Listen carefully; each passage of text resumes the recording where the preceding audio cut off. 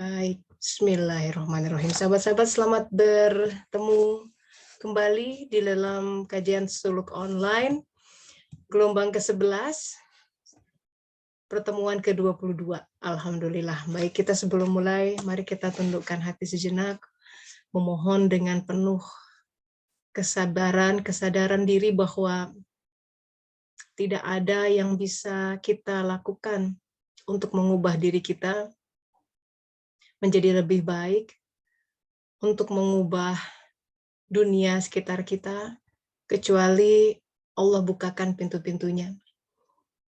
Dan salah satu pembuka pintu adalah ilmu. Dengan kesadaran, kita bisa melihat sesuatu fenomena menjadi lebih luas, menjadi lebih bermakna. Makna itu yang kemudian membuat kita menjadi menjejak di dalam keseharian, menjadi teguh, menjadi tidak cengeng, menjadi bersyukur dengan apapun yang Dia hadirkan di hari ini. Baik, kita berdoa dengan membaca basmalah. Bismillahirrahmanirrahim. Ya Allah, semoga kiranya Engkau limpahkan kepada kami ilmu yang bermanfaat. Sahabat-sahabat, kita lanjutkan kisah perjalanan Musa alaihissalam. Sudah memasuki periode diutus oleh Allah Ta'ala untuk berhadapan face to face dengan Fir'aun. Kalau kita recap sejenak ya, perintah untuk menghadap Fir'aun itu baru muncul setelah episode Musa melihat pohon api di lembah tua. Ya, ini sudah kita bahas sebelumnya. Dengan kata lain, secara konsep, setelah seseorang mengenal dirinya, mengenal misi hidupnya, dan itu tidak bisa mengenal kecuali misbah menyala di dalam dirinya, sesuatu yang dikatakan dalam surat An-Nur 35. Nurun ala nur, cahaya di atas cahaya. Misbah itu cahaya di dalam diri yang menerangi, yang tadinya gelap jadi terang, sehingga tahu fungsi dirinya untuk apa. Maka langkah selanjutnya adalah menaklukkan hawa nafsunya sendiri. Kalau kita lihat skema Al-Quran demikian ya, pantaslah Rasulullah SAW pulang dari perang besar, perang Badar, mengatakan kita baru pulang dari medan kecil ya, jihad kecil ke jihad akbar, peperangan yang lebih besar. Sahabat-sahabat bingung kan, udah rontok gigi, luka-luka, bahkan Rasulullah pun luka-luka. Ada yang tangannya tertebas, banyak yang meninggal. Itu dibilang perang kecil. Lantas apa yang dimaksud perang besar? Justru peperangan yang musuhnya tidak terlihat oleh diri kita, dan dia ada di dalam diri sendiri, yaitu melawan hawa nafsu. Jihad melawan hawa nafsu. Kalau kita debat sama orang lain, wah cekcok tektok ya, bisa jago. Tapi mengalahkan ego, belum tentu tuh. Jadi ini adalah sequence-nya. Bayangkan seorang Musa harus membayar itu dengan bekerja 8-10 tahun di bawah bimbingan Nabi Syuaib alaihissalam di negeri Madian. Jadi ini cerita tentang pada akhirnya Fir'aun, tokoh sentral, the villain gitu ya, antagonis yang sering kita sebut-sebut, Fir'aun, the legendary villain, itu kita di dalam diri sendiri, hawa nafsu ini. Di dalam Al-Quran dikatakan hawa nafsu itu cenderung menyesatkan kita. Adalah hawa nafsu yang kemudian bikin kita susah bersyukur. Hawa nafsu yang bikin kita terseret-seret dengan ego diri sendiri. Hawa nafsu yang bikin kita susah move on. Coba dulu, gitu kan. Atau susah memaafkan. Itu biasanya hawa nafsu tuh. Khas sekali dia itu, hawa nafsu itu ngeyel, sangat sulit untuk menjejak di apa yang ada di hari ini. Ketika Allah Ta'ala berfirman dalam Al-Quran, sesungguhnya apa yang kau anggap baik belum tentu baik, dan sebaliknya apa yang kau anggap buruk, yang kita nggak suka, yang sebel itu, belum tentu buruk bagimu, justru banyak kebaikan di situ. Nah, siapa oknum yang mengatakan ini jelek, ini baik? Itu hawa nafsu. Nah, hari ini kita akan meneropong gimana sih terbentuknya hawa nafsu itu sehingga dia menjadi salah satu figur sentral di dalam Al-Quran yang disandingkan dengan Musa alaihissalam, nabi yang paling banyak namanya disebut dalam Al-Quran. Nah, mari kita lihat sama-sama. Bismillahirrahmanirrahim. Ya. Nah, ini sekali lagi hadisnya adalah disebutkan jihad yang paling utama kata Rasulullah SAW adalah seseorang berjihad melawan dirinya, nafsaha wa hawaha gitu. Hawa gitu, hawa nafsu besar gitu, berat.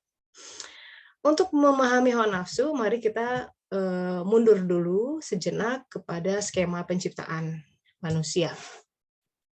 Kita sudah belajar bahwa Al-Quran memberikan sebuah hints ya. Sebenarnya penciptaan jiwa kita itu awal sebelum raga kita dicipta. Jadi pernah ada suatu saat di mana semua jiwa manusia dari awal sampai akhir dikumpulkan dulu, namanya disebut alam nur, alam alastu atau alam persaksian. Disebut alastu karena memang terjadi sebuah dialog di situ. Kata Allah Ta'ala, alastu birabbikum, am I not your Lord? Am I not your cherisher? Bukankah aku yang menjagamu, yang mencintaimu, yang ngasih kamu makan gitu ya, kalau kita bilang, bukankah aku yang kasih kamu rezeki dan lain sebagainya. Dan jiwa menjawab pada saat itu, qala bala syahidna, ya kami bersaksi. Jiwa itu, perhatikan di ayat itu, katakan itu yang bersaksi adalah jiwa. Artinya jiwa itu mempunyai pengetahuan awal tentang siapa sang Rob. And hence there's a longing. Kenapa kita kangen gitu ya, ada rasa mencari Tuhan, ingin mencari Tuhan. Pencarian itu ya, sahabat-sahabat, philosophically, theoretically, seseorang tidak mungkin mencari sesuatu yang dia tidak tahu sebelumnya objeknya, benar nggak? Kalau misalkan orang bilang, aku lagi cari kunci, karena dia tahu betul apa yang dia cari. Kuncinya tuh yang kayak begitu. Terus kalau ada orang keliling-keliling, kamu nyari apa? Nggak tahu ya. Ya nggak, bukan mencari namanya. Mencari itu namanya orang mencari Tuhan, mencari kebenaran, karena dia sudah pernah tahu dan itu apa yang terjadi gitu. Di situ dia sempat lupa, ada sebuah amnesia sesaat sehingga harus ada recollection. Jadi that explain ya, itu menjelaskan kenapa kita nggak pernah cukup dengan kita berlompat dari suatu kebahagiaan, objek-objek kebahagiaan ke objek-objek kebahagiaan yang lain, objek kecintaan kepada objek kecintaan yang lain, karena kita pernah mencintai dia demikian dalam sebuah persaksian, qala bala syahidna, yes you're my Lord. Si jiwa ya, jiwa itu kecintaannya luar biasa tinggi. Tidak ada yang bisa memuaskan dahaga dia kecuali sesuatu yang berkaitan dengan Allah Ta'ala. Titik. Nah, itu jiwa. Sekarang, apa yang terjadi ketika dia, sejiwa ditiupkan bersama dengan ruh, karena ruh itu yang kemudian akan menghidupkan segala sesuatu. Ada hadisnya, usia 120 hari ditiupkan ke dalam jasad. Karena ini bagian dari skema juga. Kan Allah Ta'ala berfirman, aku akan jadikan khalifah fil ard ketika Adam diciptakan. Jadi skema bahwa akan ada bumi dan kita harus ke bumi itu memang sudah direncanakan sejak awal. And by the way, bumi, jiwa itu bukan dari bumi, dia dari alam malakut. Dia cahaya. Nah, kalau kita tugasnya untuk menjadi khalifah fil ard, pemakmur bumi, maka kita butuh kendaraan di bumi. Si jiwa butuh kendaraan.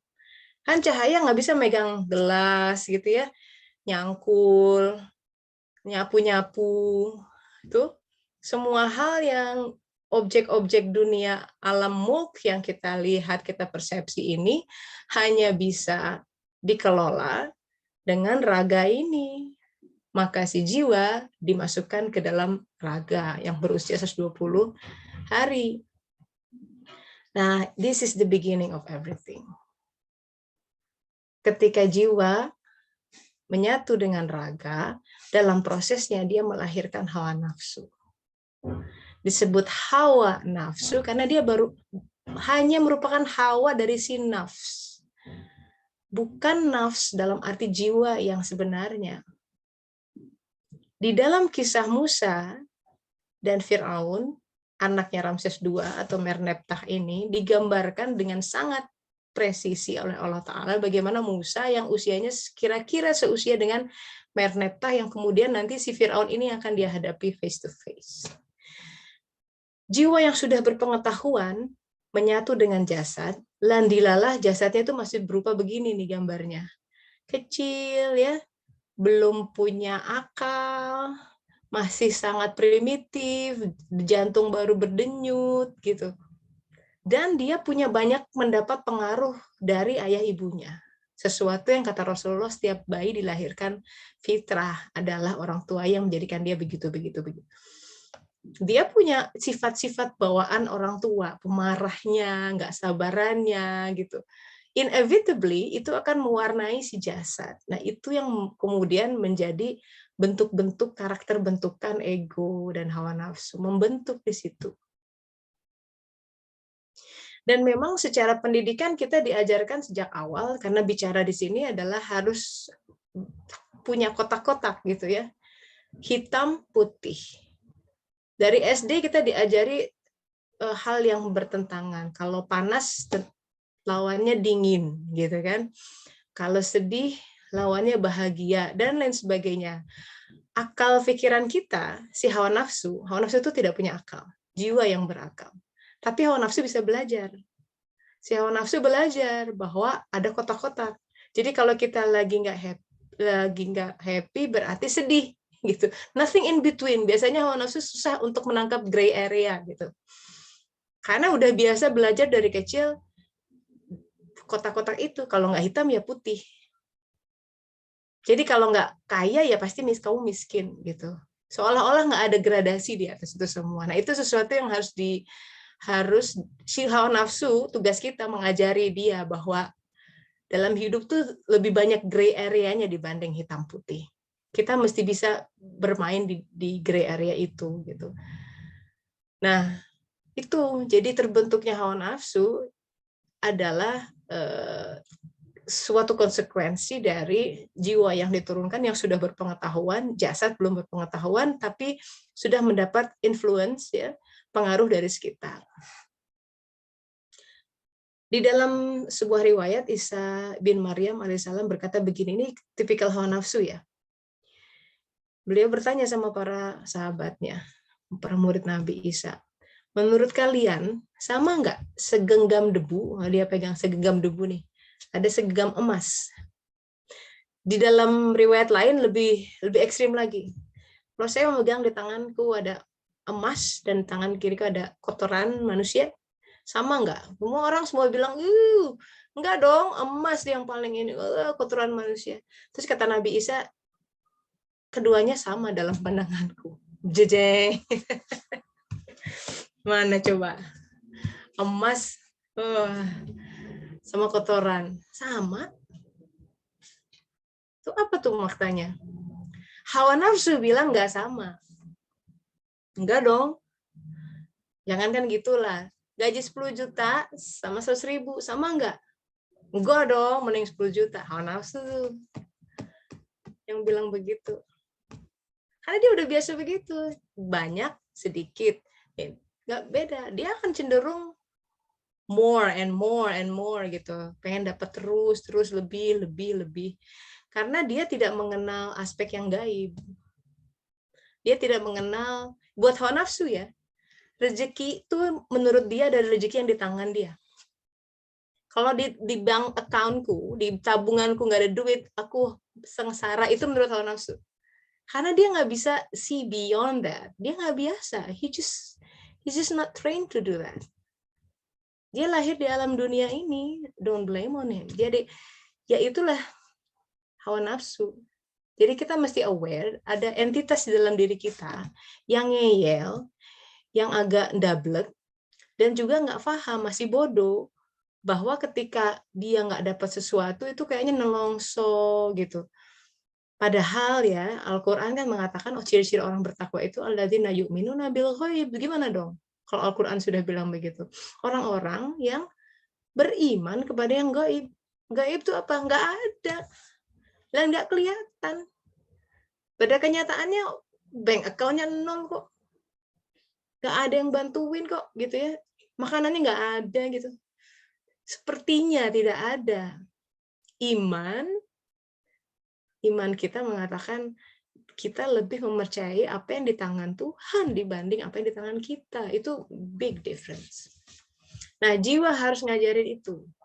Masalahnya, kalau jiwanya lagi tertidur, pingsan, boro-boro ngajarin hawa nafsu. Yang terjadi adalah di dalam diri manusia dia dikendalikan oleh hawa nafsunya. All fears, ya, semua ketakutan, semua kekhawatiran, semua ego, semua cita-cita, semua ambisinya based on hawa nafsu. Nah, suluk adalah perjalanan menghidupkan jiwa. Jiwanya mesti bangkit. Kalau kata Jalaluddin Rumi, itu bagaikan jiwa tuh ya seperti pemburu zaman dulu naik kuda kadang-kadang. Dan bawa anjing gitu kan. Anjingnya suruh lari duluan. Nah, kuda adalah raga kita. Gambaran raga. Pengendaranya itu si jiwa. Anjing itu hawa nafsu. Jadi kadang kalau orangnya si jiwanya tertidur atau pingsan, si kudanya sana sini ngikutin anjingnya. Padahal yang harusnya mengendalikan itu pengendara. Maka di situ kenapa harus menempuh jalan tobat jiwa itu. Karena yang membunuh jiwa apa? Cinta dunia. Ya, panjang angan-angan, mempertuhankan hawa nafsu, dua itu kalau kata Al-Qur'an. Yang membuat hijab hati itu cinta dunia dan mempertuhankan hawa nafsu. Begitu. Jadi sesuatu hal yang membuat tarikan gravitasinya kuat.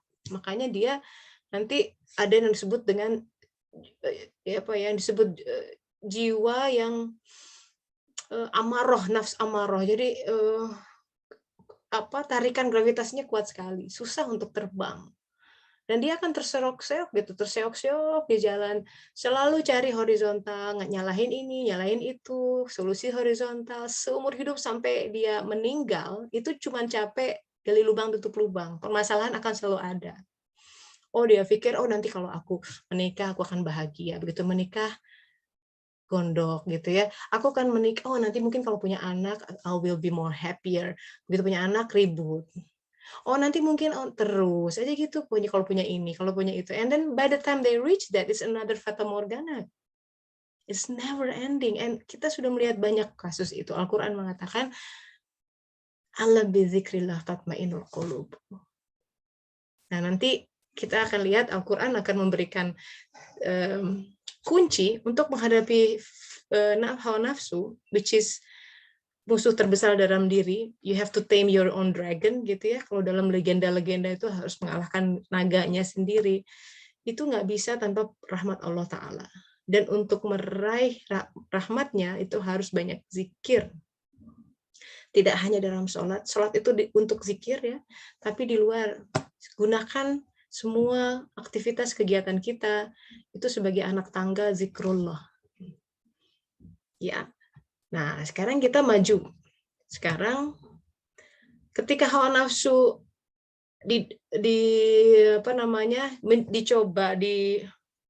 diingatkan tentang biasanya hawa nafsu itu gini, dia playing God.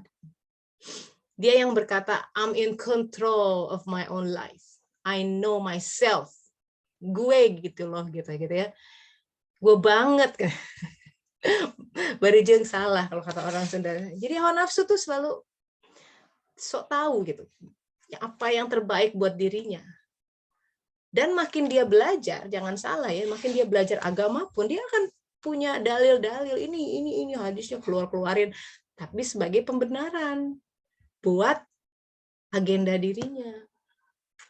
Nah, nanti kalau pada saatnya di dalam diri itu jiwanya bangun, wah ada pergolakan tuh di dalam diri. Hawa nafsu susah untuk ditundukkan.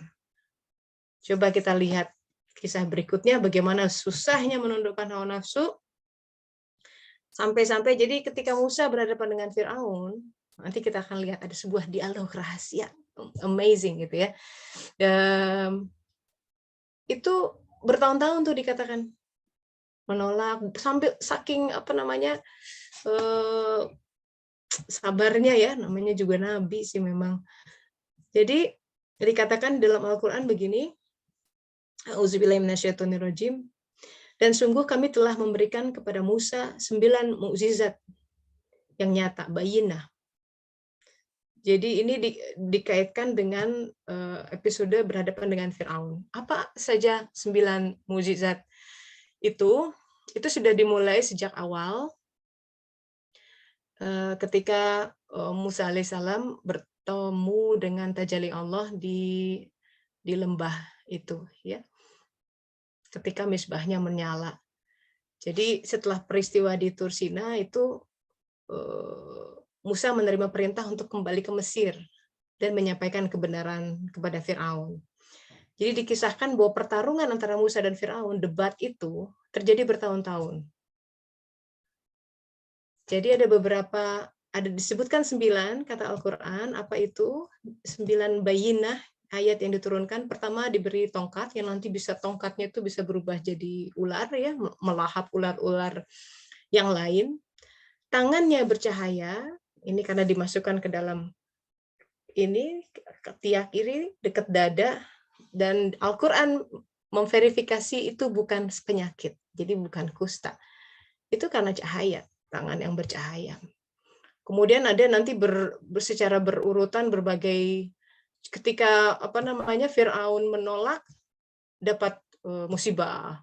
Menolak terus musibah satu sampai yang lainnya. Karena Firaun berkata terus bahwa ini adalah sihir, sihir yang nyata. Tapi Musa menjawab ini bukan sihir.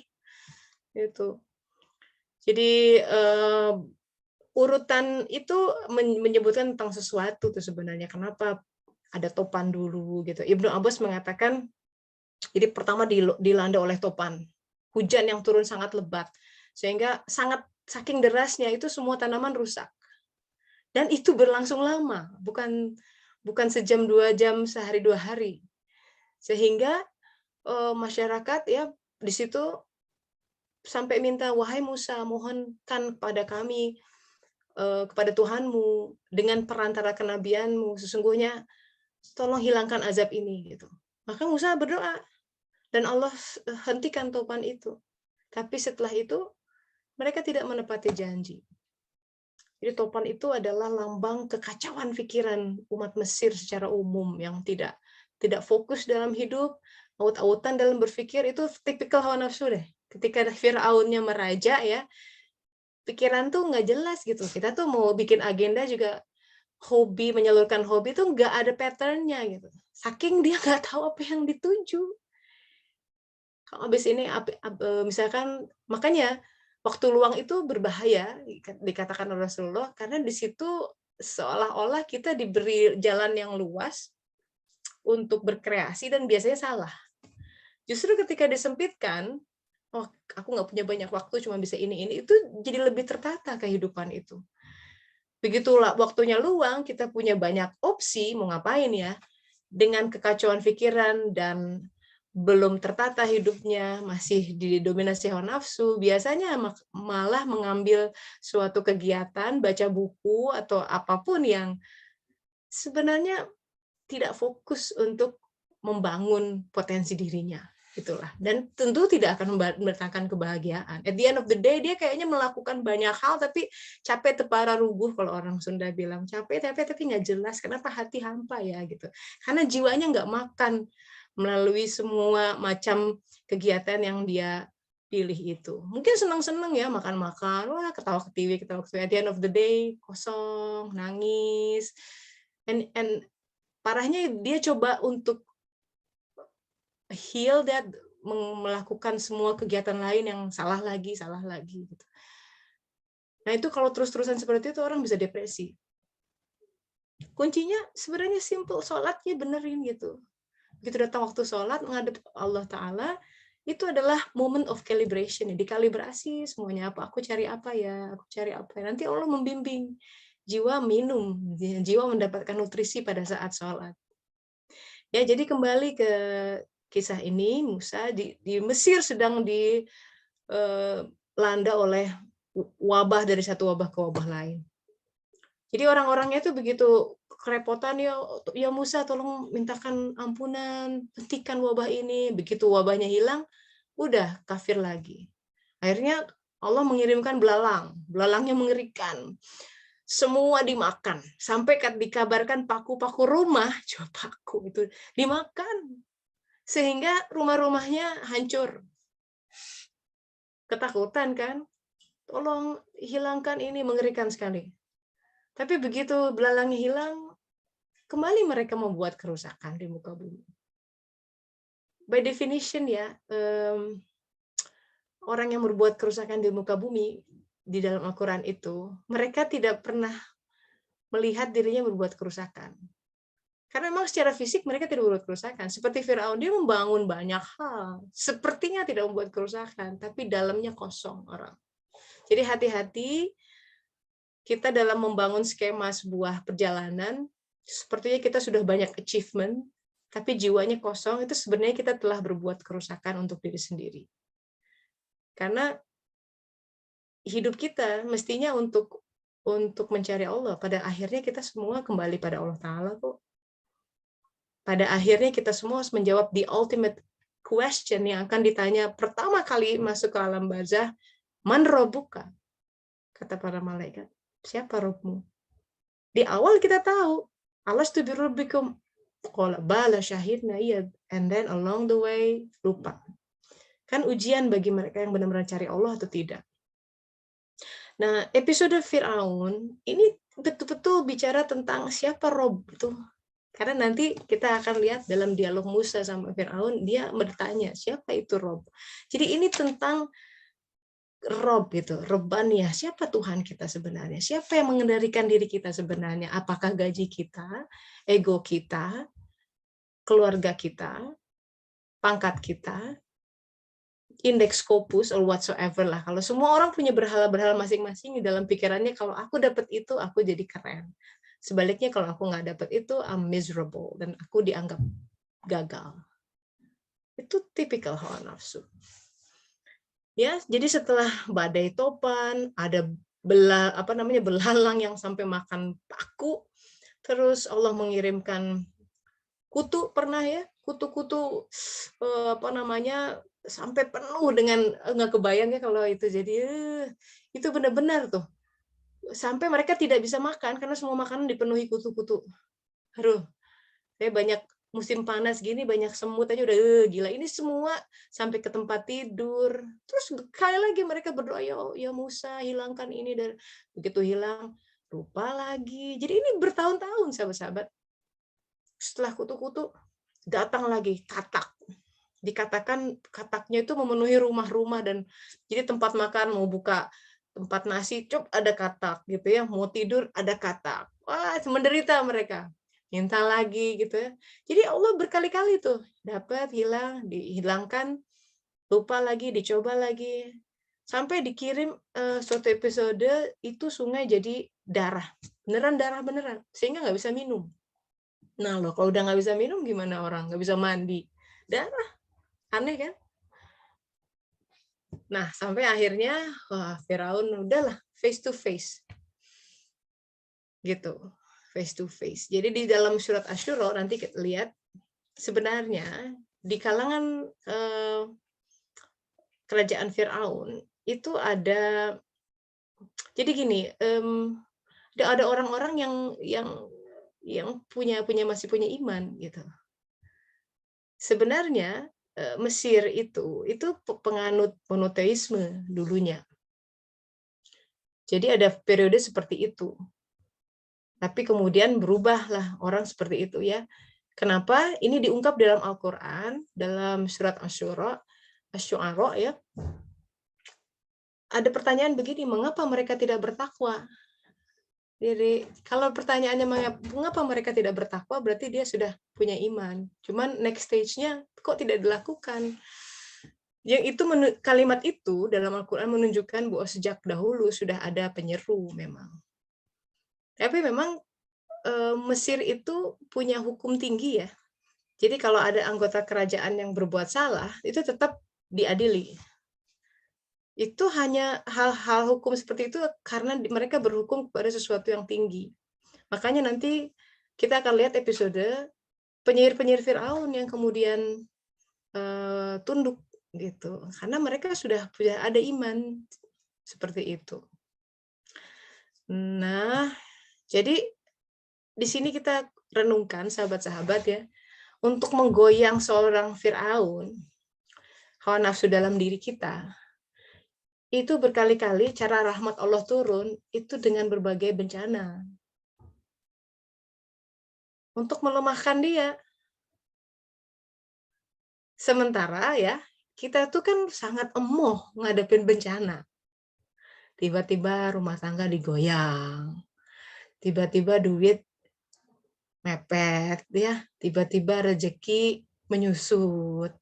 Tiba-tiba tawaran berkurang, tiba-tiba proyek hilang, gitu kan? Tiba-tiba kerjaan nggak ada. You name it. Hal-hal yang menurut kita, menurut hawa nafsu ya, sebuah penyempitan dalam hidup, sebuah kesulitan, sebuah musibah, sebuah ujian, itu sebenarnya kalau kita lihat dari kacamata ini ya, kan di mana kasih sayang Allah? Sebenarnya dia ingin si hawa nafsunya mengecil. And that's the only way kita bisa mengenal diri kita.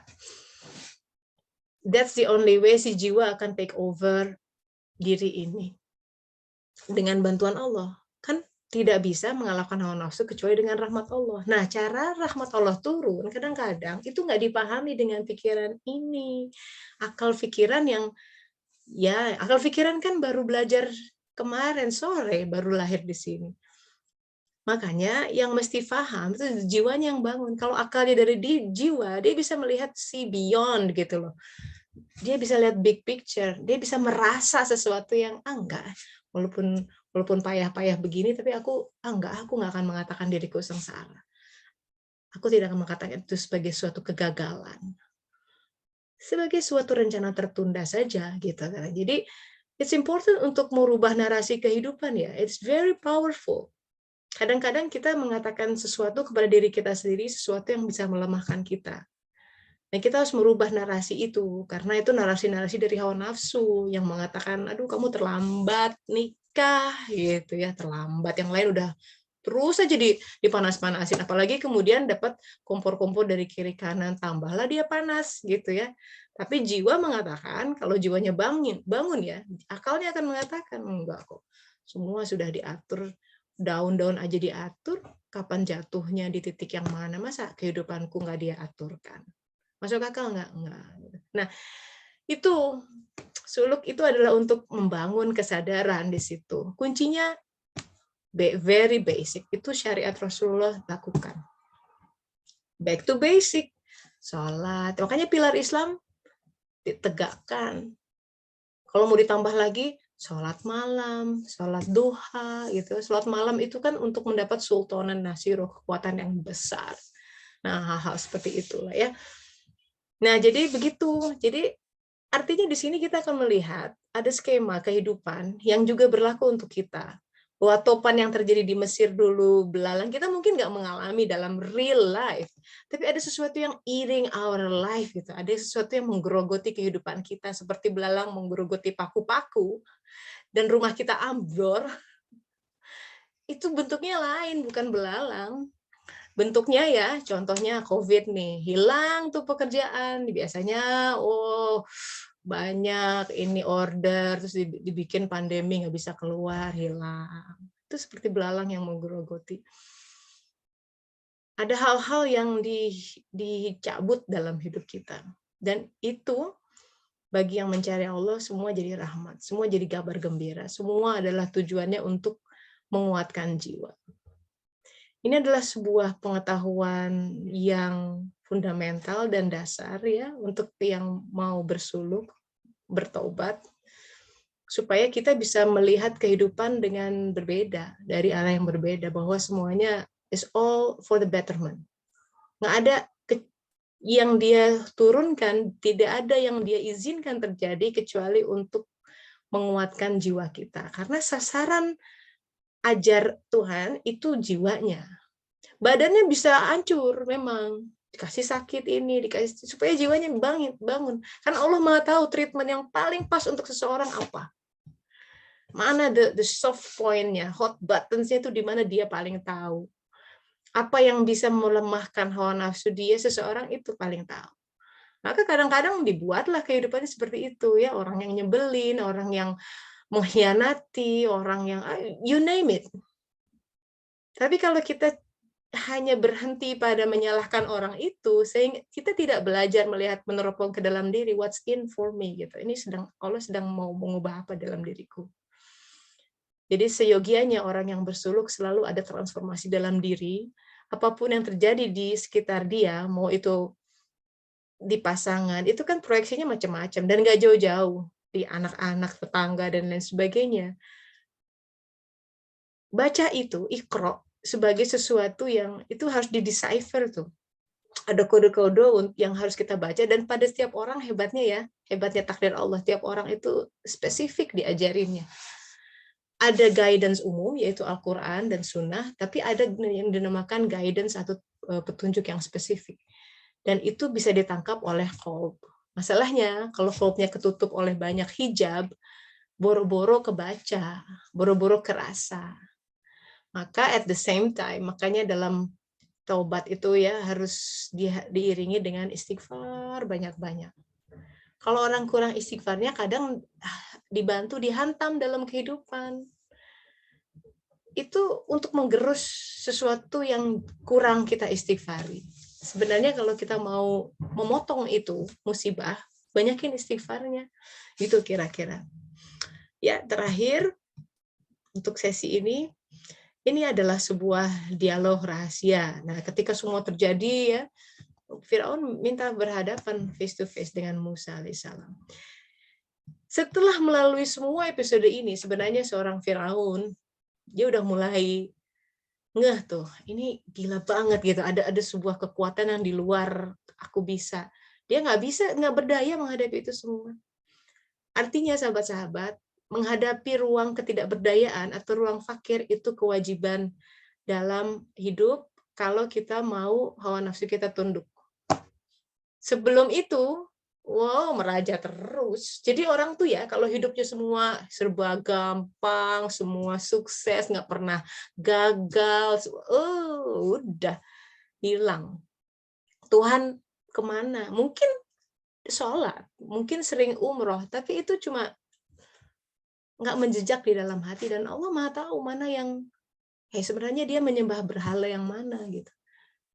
Kalau Allah merahmati seseorang ya, sebelum dia meninggal, dia akan tampakkan akhwal dia yang sebenarnya. Daripada dia meninggal dan kemudian, wah ternyata selama ini, dia nggak bisa jawab untuk sekedar jawab menrobuka, siapa Robmu? Keluh lidahnya. Karena si jiwanya nggak pernah diajarin untuk benar-benar menyaksikan dia. Bahwa iya ya, yang ngasih rezeki itu Allah loh. Bukan perusahaan itu, walaupun perusahaannya bangkrut, ternyata kok nasinya ada terus gitu. Misal itu. Kan kita suka lihat tuh ada tukang beca, anaknya 12, masuk kuliah semua gitu ya. Kan ada hal seperti itu dalam hidup. Banyak tuh kita di dalam kelas ini juga testimoni. Iya teh, testimoni gitu. Rasanya kalau dihitung-hitung nggak mungkin, tapi kok bisa ya. Nah itu kan, jadi kalau kita tidak pernah menghadapi momen-momen fakir, momen-momen tidak berdaya, jelas tidak akan pernah bisa mengenal Rob. Karena yang berkuasa si Firaun itu. Gue gitu loh, gitu. Kan itu karena aku bisa begitu karena aku pinter. Atau ya karena aku keturunan ningrat-ningrat lah gitu. Ya karena keluarga aku bantu terus. Ya. Nggak pernah ngerasain di mana nggak ada orang yang bisa bantu. Nggak ada orang yang bisa dipercaya, nggak ada yang bisa diandalkan kecuali dia mengandalkan Allah Ta'ala. So the moral of the story, salah satu poin penting yang kita harus ambil dari kisah episode ini adalah raihlah itu. Jadi sebuah momen fakir, sebuah ketidakberdayaan itu adalah niscaya dalam jalan suluk. Makanya jalan suluk itu hanya untuk pemberani yang mencari Allah. Benar kamu mencari Tuhan? Iya. Dikeringkan semuanya. Keringkan. Tapi nanti diganti dengan yang baru. Kenapa dikeringkan? Karena itu fake semua. Itu punya expired date yang nggak lama, yang sebentar. Dan Allah ingin memberi yang baru. But harus kering dulu, habis, and then dikasih yang baru. That's the only way. Nah, kemudian setelah itu semua terjadi, sebenarnya Firaun udah mulai ketir-ketir tuh hatinya, udah mulai. Makanya dia bertanya. Dia ingin bertanya pada sesuatu pada Musa, cuman settingnya begini. Ketika Musa dan Firaun berhadapan, itu kan disaksikan oleh semua keluarga, pembesar-pembesar, ya. Artinya apa? Firaun harus jaga postur di hadapan Musa. Gitu. Nah, dia nggak mau kalah. Ini kita lihat ayatnya. Di sini ya.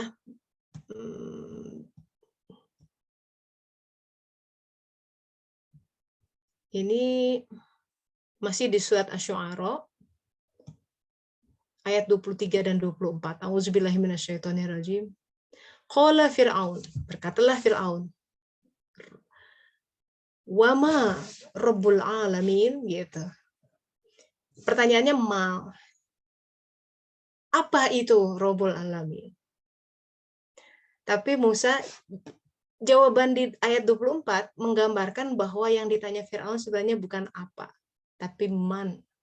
Jadi kalau Al-Quran tuh spesifik, luar biasa ya, ada di kode. Kalau udah ma, tapi nanti kalau man dengan nun itu menunjukkan pada sesuatu yang lebih apa namanya ya, beda. Nun itu sebagai sesuatu yang lebih berakal. Firaun harus bicara karena dia merasa dirinya Rob, ya, merasa dia sebagai Tuhan, pemelihara semua alam. Dia akan bertanya, apa sih Tuhan kamu, gitu. Padahal sebenarnya dia ingin bertanya, siapa itu Tuhan kamu? Beda tuh. Apa itu lebih berjarak? Apa itu Rob? Apa itu kan? Tapi siapa itu sudah mulai ada kelembutan di situ, untuk karena dia flabbergasted gitu semua setelah ditubi-tubi ya, bertubi-tubi dipukul oleh apa namanya, badai dahsyat, belalang, nggak pernah terjadi sebelumnya. Mulai gemetarlah dia. Siapa ini yang melakukan ini semua? Maka pertanyaannya man Rabbul Alamin. Taunya dari mana? Jawaban Musa adalah menjawab man, bukan ma. Kalau pertanyaannya benar-benar, apa itu Rabbul Alamin? Rob itu adalah Tuhan. Dia jawabnya akan beda. Tapi lihat jawaban Musa berikutnya. Auzubillahi minasyaitonirrajim. Qala Rabbus samawati wal ard. Ini sudah sepertinya seperti biasa. Tuhan as-samawati wal ard. Enggak, ini udah mengucapkan Tuhan as-samawati itu di luar areanya Firaun. Jadi Tuhan yang menguasai bukan hanya bumi Mesir, tapi as-samawati itu bicara bukan hanya miliaran galaksi mungkin, tapi sudah masuk alam malakut, alam jabarut, dan lain sebagainya. Nah, kita berhenti di sini dulu, ya. Nanti ada episode di mana Firaun sebenarnya sudah mulai ingin bertanya siapa. Musa kan tak kenal dia dari kecil. Ini teman mainnya ini. Teman mainnya, sampai kepada suatu episode ketika Musa accidentally memukul orang sampai orangnya terjatuh dan mati dan kabur. Dari situ kan nggak pernah ketemu lagi Musa, kemudian ke Madian, tapi bertemu lagi setelah di sini. Ini Merneptah yang anaknya Ramses II yang tumbuh bersama. Seperti halnya si jiwa tumbuh bersama di alam mulkiyah, ya, hawa nafsunya baru lahir, sama-sama bertumbuh. Nah, itu dulu biar nggak kebanyakan. Nanti Olab. Ya, jadi satu-satu dulu. Itu tentang Firaun, hawa nafsu. Bagaimana cara Allah melemahkan hawa nafsu adalah dengan ujian. Makanya ujian itu sebuah keniscayaan sampai dia bertekuk lutut sampai kemudian menyerah deh Tuhan. Nah, itu mulai orang bisa berjalan. Kita lanjut dengan sharing session seperti biasa, atau ada yang mau bertanya boleh. memberikan pendapatnya, silakan lewat chat juga bisa, atau langsung open mic. Mbak Maya bilang, jazakallah khair, amin, terima kasih. Belajar apa Mbak Maya hari ini? Boleh dinyalain sahabat-sahabat, silakan. Your turn now.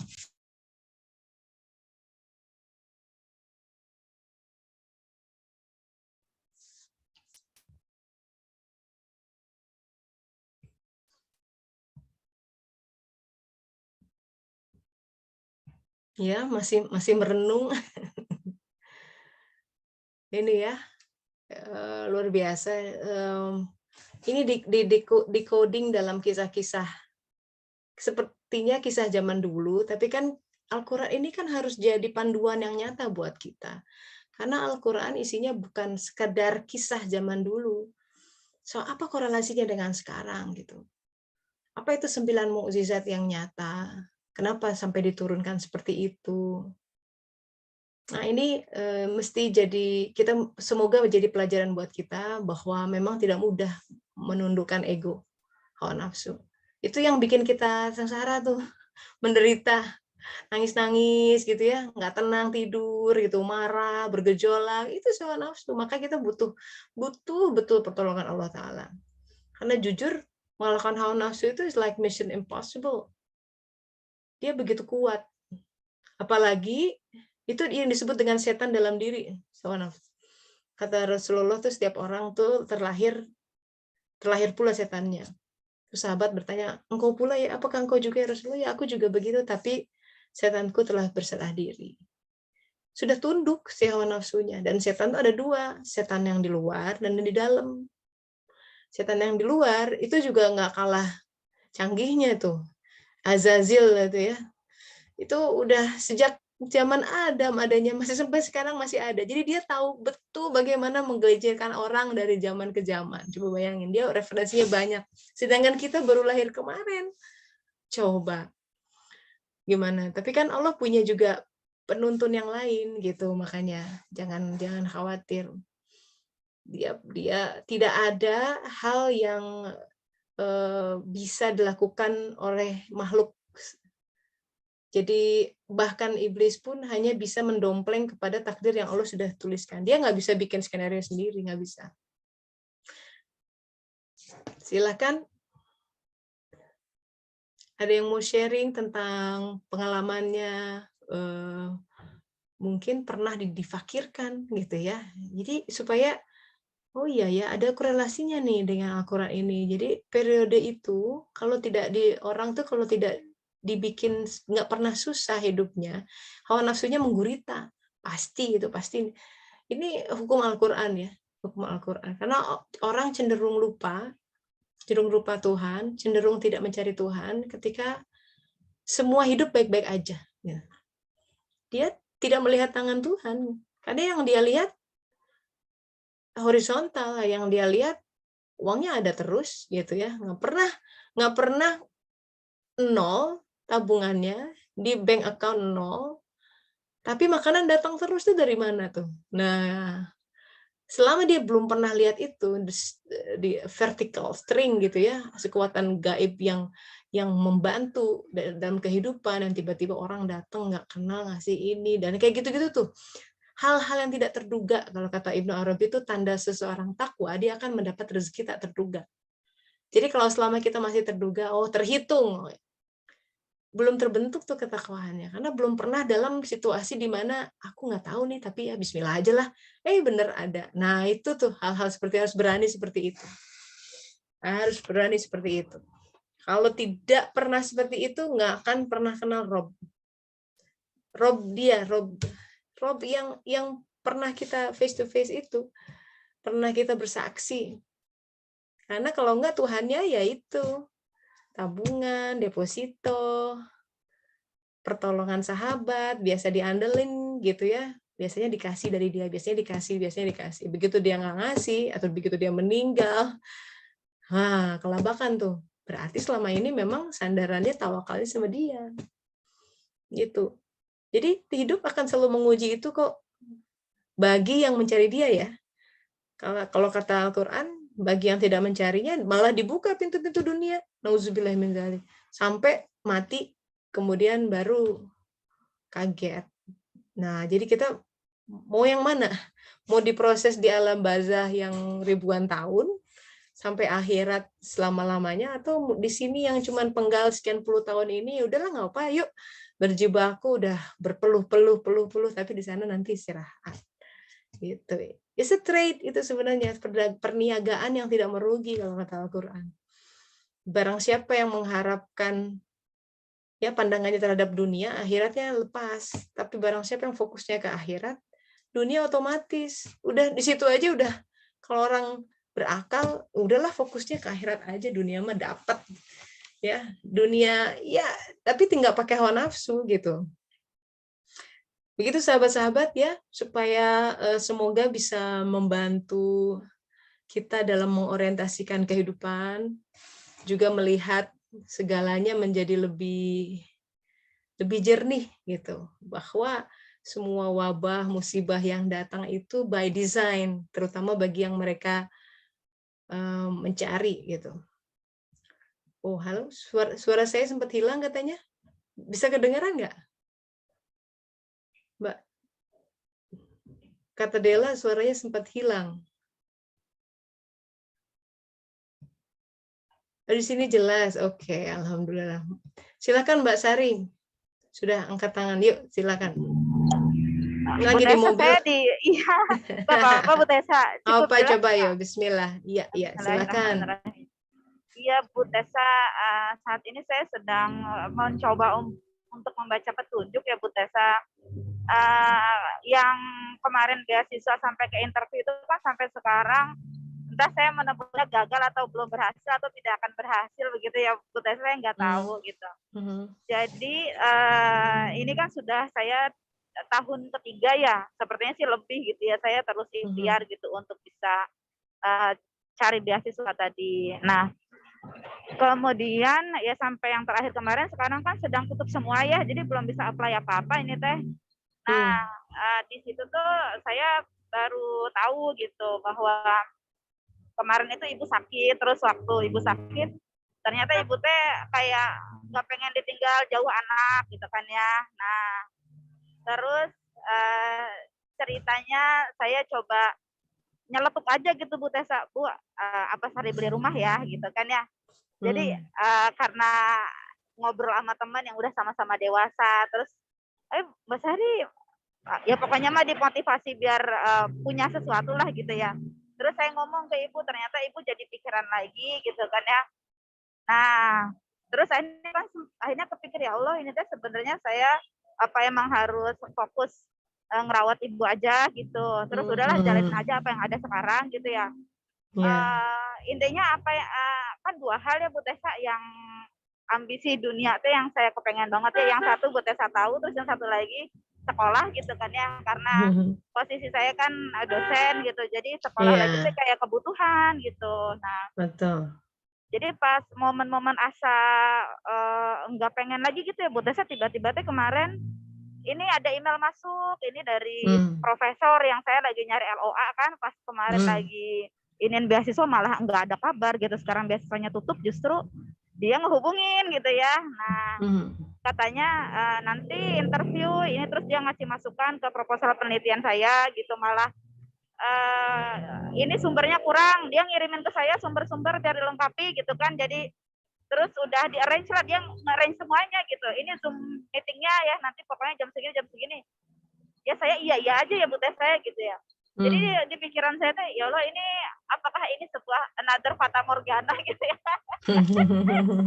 Jadi satu sisi apakah ini teh ya haruskah diikutin atau udahlah gitu kan, kadang-kadang bingung juga ya Bu Tessa, maksudnya melihat diri sendiri tuh yang tadinya tuh keinginan udahlah nggak usah, apakah itu hawa nafsu yang sebenarnya tuh malas, atau emang udah sadar bahwa emang bukan jalannya, atau ya memang itu petunjuk dari Allah gitu. Jadi nanya-nanyanya ini kudu lanjut itu gitu loh, bahasanya tuh gitu buat saya gitu. Iya. Tapi kalau hati gimana Mbak Sari, hati gimana? Kalau Begini, udah kalau istikharah belum? Udah itu mah istikharah. selalu ya Bu Tessa ya. Nah, terus Heeh. hatinya gimana? Keretaknya tuh gimana rasanya gitu? Keretaknya mah saya dari dulu tuh ngeliatin apa yang muncul gitu Bu Tessa. Dan tiba-tiba muncul Mm-mm. ini gitu si Bapak Profesor teh ngehubungin terus asa pada per saat ini ya Bu Tessa, jadi kayak Ya, dimudahkan gitu. Ini kurang ini gitu. Kata dia ya. kayaknya untuk diterima kita harus kamu harus mendapatkan dukungan full dari kami, katakan 2 orang ya gitu. Nah itu Mm-mm, saya mm-mm. juga terengah-engah gitu. Pas kemarin beasiswanya terbuka ditunggu-tunggu nggak datang-datang gitu ya. Sekarang beasiswa Mm-mm. ditutup kok datang walaupun Ada memang lagi. Ya, ya. Baik, baik. Iya, ya Mbak Sari, itu makasih kurang. ya, Teh. Ya Ya, sama-sama Bu. alhamdulillah. Itu memang ini pertanyaan banyak ya kalau misalkan ini petunjuk atau nafsu nih gitu kan gitu ya. Ini sesuatu yang dimudahkan atau goda-goda yang mana? Atau sesuatu yang seperti itu tadi. Ketika kemudahan ada, ini adalah pertanda sesuatu yang menjadi anugerah atau jangan-jangan pintu-pintu dunia dibukakan. Itu kan ngeri tuh sebenarnya. Karena fenomenanya sama. Nah, begini ya, karena ini kajian suluk, kita lebih ke aspek rasa. Suluk itu harus orang sampai ke aspek rasa jiwa. Artinya begini, adab yang harus dibangun. Walaupun itu dimudahkan, kalau Syekh Abdul Qadir bilang begini, seorang hamba, ya, ini adab seorang hamba nih. Itu mirip kalau saya bayangkan masuk ke kerajaan tuh, ya, punya dengan segala protokolnya, coba bayangkan, datangnya aja membungkuknya seperti apa, itu banyak protokolnya. Jadi kalau Allah membukakan sesuatu gitu ya, walaupun pintunya udah dibukain tuh, kita sudah ada di depan pintu, itu orang yang beradab nggak nyelonong sebelum si pemberi rumah kasih sinyal silahkan masuk. Bener nggak? Itu adab. Itu adab. Jadi walaupun sepertinya kok kayaknya gampang ya, kok kayaknya ada tawaran, kita kalau orang apa namanya ya, hawa nafsu itu kan cenderung terburu-buru. Nah, itu tipikal tuh. Hawa nafsu tuh cenderung jump into conclusion, berarti dimudahkan. Nah, itu tuh. Makanya untuk meredam hawa nafsu, suruh dia tunggu. Hawa nafsu itu gini, dia nggak tahan diajak maraton. Pengennya sprinter terus. Sprint, semua segala cepet. Karena kan karakter setan tuh tergesa-gesa ya. Tergesa-gesa. Semua cepet. Nah, makanya ditahan tuh. Kadang-kadang untuk ngetes, coba aja. Tahan berapa lama gitu. Endurance. Jadi untuk melihat kalau ada oposisi seperti itu, ada yang terbuka, selalu kontak ke atas. Ya Allah, ini baik nggak ya? Ini baik nggak ya? Walaupun udah dibuka, kita nggak semata-mata langsung jump into conclusion. Yes, berarti ini baik bagiku. Balik lagi sama Allah Taala. Ternyata dibuka, ya Allah, apakah hamba boleh ambil? Sampai menunggu sinyal jelas itu butuh kesabaran. Tapi ini semua akan belajar ya dengan ini sendirilah, masing-masing akan diajari Allah Taala kapan cari posisi yang pas seperti itu. Jadi bagaimana mengetahui? Hati harusnya bisa mengetahui.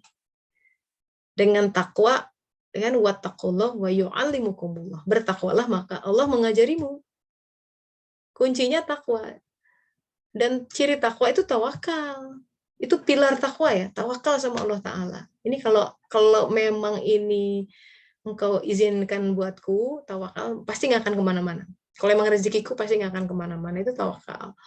Seperti itu. Jadi itu diuji dalam kehidupan, ya. Untuk mengetahui apa yang ya, itu hati sendiri yang akan bisa mengetahui. Makanya dirasa-rasa. Dan kadang harus trial and error, is okay gitu. Kuncinya adalah zikrullah. Segala sesuatu dibalikan lagi, ya Allah ini baik enggak gitu. Bismillah ya, jalani saja. Kalau di ayat lain surat An-Nahl itu ya jalani apa yang dimudahkan buatmu. Kalau memang pintunya buka, coba aja bismillah. Dengan bismillah gitu. Dengan kulon nuwun dulu bismillah ya Allah ya, saya ini pintunya lagi engkau bukakan, saya mohon izin untuk menapakinya. Bismillahirrahmanirrahim. La haula wala quwata illa billah. Jalan gitu ya. Iya, silakan Mbak Wilma kalau mau duluan.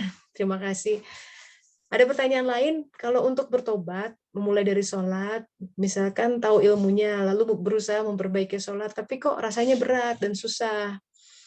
Niat ingin sholat malam, bermunajat, tapi tidak maksimal. Nah, ini juga ya, misalkan kita pengen bersabar, tapi kok susah ya untuk sabar. Saya tuh pengen memaafkan loh Teh, tapi kok susah banget ya. Nah, gini. Susah, jelas susah. Kalau kita mengandalkan kemampuan diri sendiri. Akan susah, jelas sahabat-sahabat. Itu harus disadari ya. Nggak akan mungkin bisa kalau tanpa pertolongannya, titik. He is the agent of change. Allah yang mengubah. Jadi ketika kita bilang ya kok susah ya, itu kan ya kalau mengandalkan diri sendiri emang susah. Sekarang begini, panggil dia gitu. Minta dia take over our life. Masalah bangun apa tidak ya karena misalnya kok aku kebablasan ya padahal aku udah minta Allah dibangunkan, ya mungkin dia ingin aku tidur gitu ya. Nah, jadi beda narasinya gitu. Ketika kita sudah mencoba menyerahkan semua kepada Allah Ta'ala, tapi kok kejadiannya seperti itu, kita jadi lebih bisa punya daya untuk berhusnuzon kepada dia. Dibanding kita terus gitu. Bahkan dalam Al-Hikam dikatakan orang yang menyandarkan kepada ibadahnya itu juga tidak bisa. Jadi itu bukan tauhid yang sesungguhnya, karena mengandalkan, aku kan karena sering sholat malam nih, jadi kadang terpleset seperti itu ya. Tapi kan dia bisa pintar, bisa ada pencerahan. Sebenarnya ya, kalau buat Allah, tanpa perlu semua melalui itu semua, langsung diberikan bisa jadi jaza. Jadi gitu, kun fayakun buat dia. Tapi apa makna semua perjuangan itu adalah untuk membangun kecintaan. Semakin kita kan namanya terseok-seok gitu ya, kita lihat bahwa kita diubah oleh dia. Jadi sekali lagi sahabat-sahabat, mau apapun ya, kita fenomenanya ada yang susah sholat malam, susah membangun komunikasi sama pasangan, susah ini anak nggak bisa dibilangin gitu, susah iya kalau mengandalkan kita. Buat dia sahabat-sahabat kun fayakun, berubah sekejap. Nah sekarang pertanyaannya begini, karena ini kajian suluk, kok dia nggak ngubah? Kok dia nggak, berarti ada apa? Nah itu yang menjadi materi perbincangan dalam munajat kita dengan Allah Ta'ala. Kenapa engkau izinkan ini terjadi ya Allah? Apa yang engkau inginkan? Bagaimana hamba harus merespon ini? Semua keluarin tuh, curhat dalam dialog 4 mata dengan dia sehabis sholat. Dalam hati sambil zikir, subhanallah, subhanallah, alirkan hamba dalam ketetapanmu ya Allah, subhanallah, alhamdulillah, terima kasih untuk semua. Terus di setiap zikir kita mencoba melingkupi semua aspek dalam kehidupan kita dalam sebuah frame kebersyukuran bahwa apapun yang hadir for a reason, pasti ada kebaikannya. Walaupun hari ini aku belum tahu apa itu kebaikannya karena aku masih belum baik, akalnya belum pintar untuk menerima, belum bisa baca itu semua. Tapi ya Allah, aku punya pandangan baik, husnuzon kepadamu. It's a big start. Dengan demikian kita menjadi lebih open up gitu. Dengan demikian kita tidak menghukum diri kita sendiri too hard gitu atau membuat narasi yang negatif dalam kehidupan, which end up beating ourselves gitu. Jadi kita menghukumi diri sendiri, udah mah kehidupan itu berat ya kan. Kemudian interpretasi kita terhadap kehidupan itu ditambah berat lagi, yang nyungsep lah kita. Pantesan nggak pernah bahagia. Pantesan kosong terus, pantesan hampa terus, pantesan merasa tidak pernah penuh. Karena kita tidak melihat the big picture of life. Nah, Al-Quran is the key. Tanpa Al-Quran kita nggak bisa melihat ini. Ini kisah ini semua ada dalam Al-Quran. Maka mari kita kaji dengan baik ya. Kajian suluk online ini diadakan salah satunya sebagai ikhtiar untuk membaca 1, 2, 3 ayat perlahan-lahan, tapi semoga ini menjejak dalam kehidupan kita, merubah kita sehingga menjadi abid gitu ya, sebagai hambanya yang sejati. Gitu sahabat-sahabat ya, semoga bermanfaat.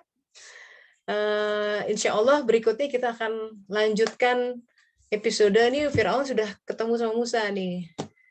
wabah sudah digelar. Sekarang apa pembicaraan di antara mereka keduanya, dan nanti pertarungan seru bersama para penyihir sampai sebelum nanti menyeberang Laut Merah. Semoga bermanfaat sahabat-sahabat. Mohon maaf atas segala kehilafan. Kita tutup dengan doa akhir majelis. Subhanaka Allahumma wa bihamdika asyhadu an la ilaha illa anta astaghfiruka wa atubu ilaik. Alhamdulillahirabbil alamin. Terima kasih silaturahminya sahabat-sahabat. Semoga bermanfaat ya. Saya pamit dulu. Assalamualaikum warahmatullahi wabarakatuh. Waalaikumsalam. Terima kasih ya. Hatur nuhun Teh Tessa. Pamit dulu, Mangga. Assalamualaikum. Makasih, Waalaikumsalam Teh Tessa. warahmatullahi wabarakatuh. Assalamualaikum. Sama-sama, Del. Waalaikumsalam.